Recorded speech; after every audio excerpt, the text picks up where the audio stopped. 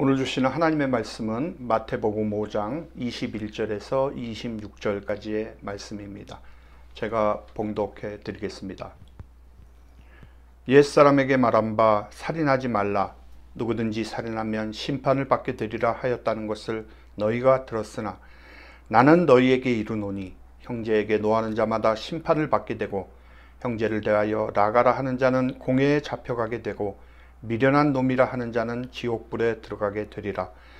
그러므로 예물을 제단에 드리려다가 거기서 네 형제에게 원망 들을 만한 일이 있는 것이 생각나거든 예물을 제단 앞에 두고 먼저 가서 형제와 화목하고 그 후에 와서 예물을 드리라. 너를 고발하는 자와 함께 길에 있을 때에 급히 사화하라. 그 고발하는 자가 너를 재판관에게 내어주고 재판관이 옥리에게 내어주어 옥에 가둘까 염려하라. 진실로 네게 이르노니 네가 한 푼이라도 남김없이 다 갚기 전에는 결코 거기서 나오지 못하리라. 아멘. 할렐루야. 저는 오늘 분노는 살인을 낳는다라는 주님의 말씀으로 함께 은혜를 나누겠습니다. 요즘 뉴스를 보면 분노 장애자들로 인한 사고가 많이 일어나고 있는 것을 우리가 볼 수가 있습니다. 분노가 조절되지 않을 때 얼마나 무서운 결과를 만들어내는가를 보여주고 있습니다. 분노의 감정이 없는 사람은 없습니다. 누구나 분노를 하게 되지요. 그러나 분노 자체가 죄가 아닙니다.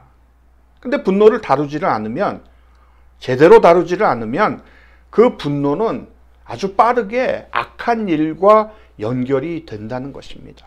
마치 급류에 휩쓸려 버리면 갑작스럽게 모든 것이 떠나려 가는 것처럼 그렇게 순식간에 파괴적인 일들이 일어나게 될 수가 있다라는 것입니다.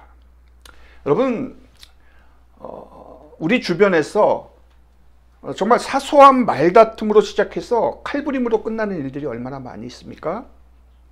또 운전을 하다가 끼어들기로 시작을 해서 이 도로변에서 멱살을 잡고 싸우고 또 상대방에게 이렇게 총격을 가하는 그런 엄청난, 정말 눈 깜짝할 사이에 상상도 하기 어려운 일들이 벌어지고 있습니다. 즉 분노의 상태는 정상적인 사고의 작용을 못하게 만들고 균형 감각을 잃어버리게 한다라는 것입니다. 그리고 심리학자의 말을 들어보면 오늘날의 약 80% 정도의 부부들이 마음에 몰래 쌓아놓고 있는 분노 때문에 부부간의 문제를 일으킨다고 합니다.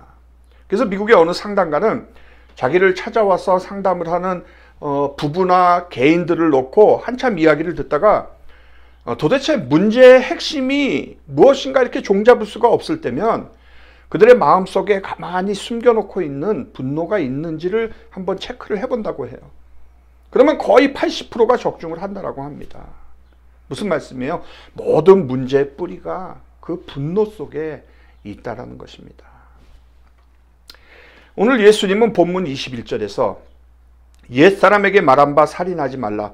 누구든지 살인하면 심판을 받게 되리라 하였다는 것을 너희가 들었으나 라고 말씀을 하시고는 22절에서 나는 너희에게 이르노니 라고 말씀을 하십니다. 나는 너희에게 이르노니. 여러분, 이것은 정말 엄청난 말씀이고 굉장한 선언인 것입니다. 무슨 말씀인가 하면 너희들이 구약 성경을 통해서 살인하지 말라는 계명을 배웠고 서기관과 바리새인들을 통하여서 살인을 하지 않는 것은 사람을 죽이지 않는 것을 의미한다라는 그 정도로 배웠는지는 모르지만 내가 이제 이 계명에 들어있는 참 뜻을 너희에게 보여주겠다라고 하시는 말씀인 것입니다. 그러므로 우리는 오늘 이 주님의 말씀에 귀를 기울여야 합니다. 살인하지 말라라는 그 말씀 속에 담겨있는 하나님의 마음이 무엇인가? 무엇을 원하시고 계신가? 어떤 수준의 거룩함을 우리들에게 요구하고 계시는 것인가? 이것을 지금 주님께서 설명을 하고 계시다는 것입니다. 그래서 본문 22절에 보면 나는 너희에게 이르노니 형제에게 노하는 자마다 심판을 받게 되고 형제를 대하여 나가라 하는 자는 공회에 잡혀가게 되고 미련한 놈이라 하는 자는 지옥불에 들어가게 되리라 라고 말씀을 합니다. 그러니까 살인하지 말라는 계명은 실제로 살인을 포함할 뿐만이 아니라 형제에 대해서 마음속에 분노를 품는 것도 포함된다라는 말씀인 것입니다. 여러분, 여기에 심판이라는 것은 사람을 죽인 자가 받는 그 형벌, 사형을 말을 합니다. 그러므로 형제에게 노하면 이 살인자가 받는 똑같은 형벌을 받을 것이라는 그런 말씀인 거예요. 즉 중요한 것은 율법의 조문이 아니라 영이다라는 것이죠. 여기서 나아가라는 단어의 의미는 이 머리 빈 깡통아라는 말과 비슷한 것인데, 이것은 사람의 인격을 모독하는 것입니다. 또 미련한 놈이라는 것이 무엇인지 우리는 잘 알고 있지 않습니까? 그래서 곰보다 미련한 놈이다 이렇게 얘기를 하면 이것은 인격을 짓밟는 그런 말인 것입니다. 오늘 주님께서 뭐라고 말씀하십니까? 이 자체가 살인이라는 것입니다. 형제를 향해서 마음속에 분노를 갖고 있는 그 자체가 살인하는 행위요, 형제를 향해서 말속에 분노를 담는 것도 바로 살인이라는 거죠. 왜냐하면 사람을 멸시하고 경멸하고 조롱하는 것은 궁극적으로는 살인으로 유도되는 바로 그 영, 그 정신이기 때문에 그런 것입니다. 여러분, 그래서 분노는 살인으로 가는 길목에서 느끼는 감정을 말합니다. 사람이 격한 분노의 감정에 사로잡히면 내가 나를 이끄는 것이 아니고 그 분노의 감정이 나를 사로잡고 지배를 하기 시작합니다. 그래서 자신에게 일어난 분노를 이기지 못하면 그 분노라는 감정이 나의 주인이 된다는 거예요. 감정이 주인이 되어서 나를 이끌면 그 감정이 나를 어디로 데려갈지를 모르는 거예요.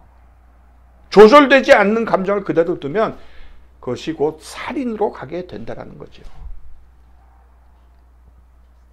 우리가 잘 알듯이 인류 최초의 살인은 아담과 하와의 자녀인 가인과 아벨 사이에서 일어났습니다.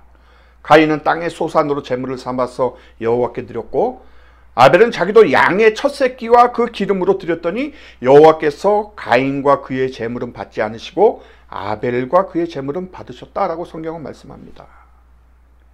이것에 질투를 느낀 가인은 아벨을 몰래 꿰어내서 그 아우 아벨을 돌로 쳐서 죽임으로 인류 최초의 살인자가 되었습니다. 그러므로 살인은 분노에서부터 시작합니다. 살인의 최초 행위는 분노입니다. 분노의 감정이 격해질 때 그 사람을 보면 살인을 느끼게 되는 것이고, 그러니까 그 분노가 바로 살인이라는 거지요. 마음의 분노를 품은 사람이 살인자라는 것입니다. 그렇기 때문에 우리는 그 분노의 원인을 알아야만 합니다. 자, 사람은 어떨 때 분노를 느끼는가? 열등감이 있을 때 분노를 느낍니다. 분노를 많이 하는 사람은 열등감이 깊다라는 뜻입니다. 가인은 하나님이 자신의 제사보다 아벨의 제사를 받으신 것에 대해서 상대적인 열등감을 느꼈습니다. 열등감이 잘 처리되지 않으면 분노를 자주 하게 된다는 거죠. 그 피해의식이 분노를 하게 합니다. 하나님께 인정받지 못하는 이유가 아벨 때문이라는 그 피해의식이 바로 가인을 분노하게 했던 것입니다. 또 우리가 시기심을 가질 때 분노합니다. 가인은 틀림없이 아벨에 대해서 시기를 하였을 거예요. 아벨의 제사만 받아들여 주셨다는 것에 대한 그 시기심, 그것 때문에 자신보다 다른 사람이 더 인정받고 존중받을 때 시기심이 일어나게 되고, 그 시기심이 분노로, 그 분노가 살인으로 이렇게 이어지게 되는 것입니다.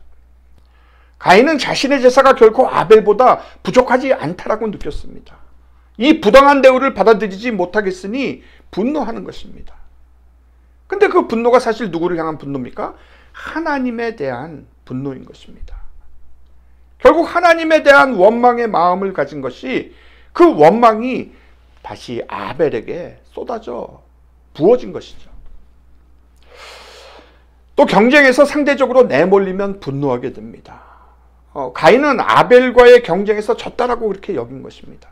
우리들 주변에서 늘 경험하는 일입니다. 저 인간만 없었더라면, 저 인간만 없었더라면, 이렇게 경쟁자를 제거하고 싶은 그 암살자의 본능이 우리들에게 있다는 거죠. 여러분, 가인의 문제가 뭡니까?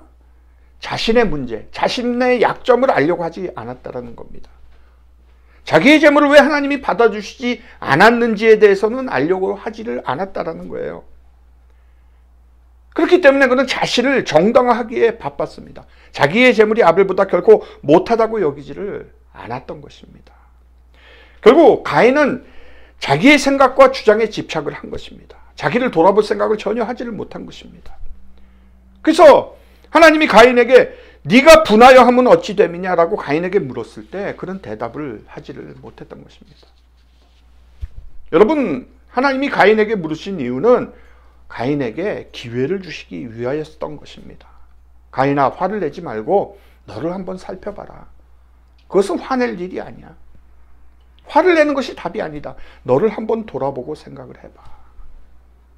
그러나 가인은 답을 하지 않았습니다. 여러분, 어떤 일이 벌어졌을 때 우리는 그 모든 문제의 원인을 다른 사람에게서, 상대방에게서 찾으려고 합니다. 그러나 그 문제의 원인은 바로 나에게 있다는 것을 우리가 깨달아야만 하는 것입니다. 여러분, 가인이 왜 응답이 없었을까요? 아마 그는 분노로 가득 차서 자신이 누구인지를 잃어버렸습니다. 그래서 분노에 차 있을 때는 자신이 무슨 일을 벌이고 있는지 전혀 알지를 못하는 것입니다. 동생 아벨을 죽임으로써 그것으로 하나님께 응답을 한 것입니다. 결국 가인의 분노는 모든 것이 하나님의 뜻대로가 아닌 자기의 생각대로 돌아가야 한다는 생각을 하고 있었기 때문에, 그렇기 때문에 에덴 동산의 유일한 기준이었던 하나님의 방식으로의 제사가 아니라 자기 방식으로의 제사를 고집하면서 드렸고, 또 그것이 받아들여지지 않았을 때 그 받아들여지지 않은 상태를 용납을 하지 않고 그것을 따지고 하나님께 대들었던 것입니다. 자기 집착, 자기 고집이 너무 강했다라는 것이죠. 여러분, 우리가 세상을 살다 보면 분노하게 되는 일들이 참 많이 있습니다. 특별히 팬데믹으로 인해서 요즘 사람들의 정말 그 분노를 참 많이 안고 있는 것 같아요. 그 안에 엄청난 양의 분노에 그 감정이 쌓여서 조금이라도 건들면 폭발할 것만 같습니다. 근데 이렇게 분노를 안고 가는 사람들은 재물을 찾고 있다는 거죠. 즉, 그 분노를 쏟을 대상, 기회를 찾고 있는 것입니다. 그러므로 분노의 감정을 훈련을 하지 않으면 누구든지 10계명의 제6계명인 살인하지 말라라는 그 계명을 어길 수가 있다는 것입니다. 그러면 어떻게 해야 합니까? 분노가 쌓이도록 내버려 두어서는 안 된다는 것입니다. 분노가 일어날 때 그 분노를 빠르게 처리해야 한다는 거죠. 에베소서 4장 26절로 27절에 보면 분을 내어도 죄를 짓지 말며 해가 지도록 분을 품지 말고 마귀에게 틈을 주지 말라라고 말씀합니다. 무슨 말씀입니까? 우리가 분을 낼 수 있습니다. 그러나 분을 내면 그 분이 죄로 갈 가능성이 많이 있으니 죄까지 가지 말도록 하라라는 그런 말씀인 것입니다. 즉, 분노를 가지고 있으면 마귀에게 틈을 주게 되고 그 마귀가 죄를 짓게 만든다라는 거예요. 다시 말해서 내가 분노의 감정을 처리하지 않고 두면 그 감정의 주인이 다른 데로 넘어가서, 즉 마귀가 틈을 타서 내 감정을 조절하게 된다는 것입니다. 그래서 본문 23절로 24절에 보면 그러므로 예물을 제단에 드리려다가 거기서 내 형제에게 원망 들을 만한 일이 있는 것이 생각나거든 예물을 제단 앞에 두고 먼저 가서 형제와 화목하고 그 후에 와서 예물을 드리라 라고 합니다. 여러분, 무슨 말씀인가 하면 구약의 전통에 보면 속죄제와 속건제가 있습니다. 특별히 속건제는 형제가 화목하고 와서 드리는 속죄 제사를 의미합니다. 그러므로 상대방에게 용서를 받지 않고 하나님께 용서를 받으려는 제사는 옳지 않다라는 거지요. 하나님께서는 그런 예배를 받지 않으신다는 것을 말씀하고 있는 것입니다.